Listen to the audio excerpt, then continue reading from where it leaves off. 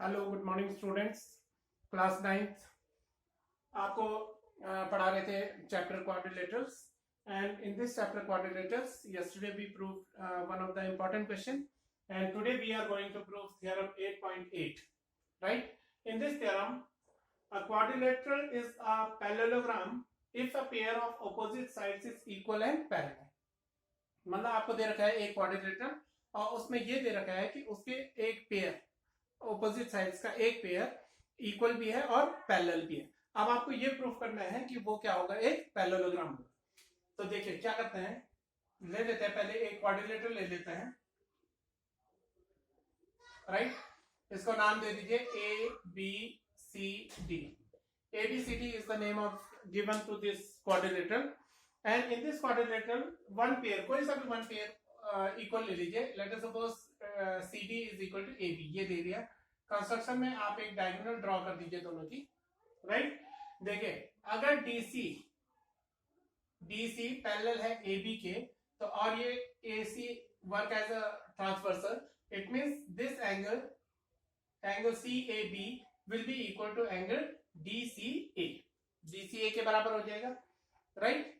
और ये side common हो जाएगी, AC side is common, then by SAS both the triangles will be congruent to each other. दोनों के दोनों क्या हो जाएंगे, ट्रायंगल कॉन्ग्रुएंट हो जाएंगे। याद रखिए डायगोनल इसको दो ट्रायंगल में डिवाइड कर रहा है, triangle ADC and triangle ABC, right. इन दोनों को आपने क्या प्रूफ किया है, कॉन्ग्रुएंट प्रूफ किया है। किससे, SAS से, साइड एंगल साइड से, right. DC is equal to AB, it is already given. Side AC is common and angle DCA is equal to CAB because they are alternate interior angles. अब ये दोनों alternate interior angles हैं, इसलिए ये दोनों क्या है, क्योंकि ये दोनों क्या है, पैरेलल है और ये दोनों एंगल्स इक्वल है। तो SAS से ये दोनों ट्रायंगल क्या हो जाते हैं, कॉन्ग्रुएंट हो जाएंगे। जब कॉन्ग्रुएंट हो जाएंगे तो इनके करस्पॉन्डिंग पार्ट भी क्या हो जाएंगे, कॉन्ग्रुएंट हो जाएंगे। करस्पॉन्डिंग पार्ट कॉन्ग्रुएंट मींस अब ये इक्वल साइड से, इक्वल साइड के ऑपोजिट जो एंगल है वो ये वाला है और ये इक्वल था इसके, तो इसके ऑपोजिट जो एंगल है वो ये वाला है, राइट। ये दोनों एंगल क्या हो गए, इक्वल हो गए। Means angle DAC have gonna be equal to ACB, right, by CPCP। और जब ये दोनों एंगल इक्वल हो गए हैं तो इसका मतलब क्या हुआ कि BC और AD ये दोनों क्या है, पैरेलल है। क्यों, क्योंकि BC और DA के लिए, लाइन सेगमेंट के लिए AC जो है अगर ट्रांसवर्सल है तो उसका जो ये वाला एंगल और ये वाला angle, these are called the alternate interior angles.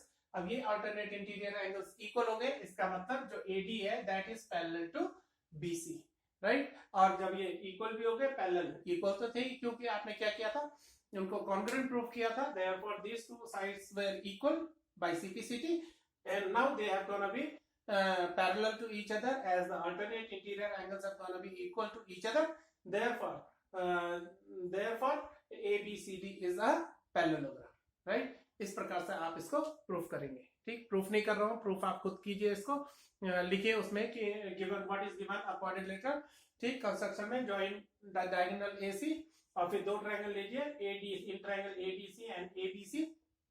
DC is equal to AB given, angle this DCA equals to CAB, they are alternate interior angles।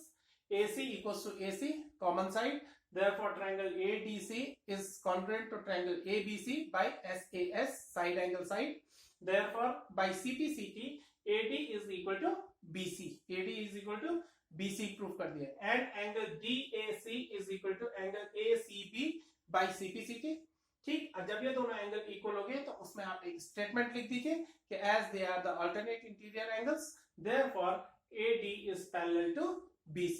अब देखिए AD is parallel to BC हो गया and DC is parallel to AB, it was already given, right. Therefore both the opposite pairs have gonna be parallel and equal to each other, therefore ABCD is a parallelogram. Thank you very much.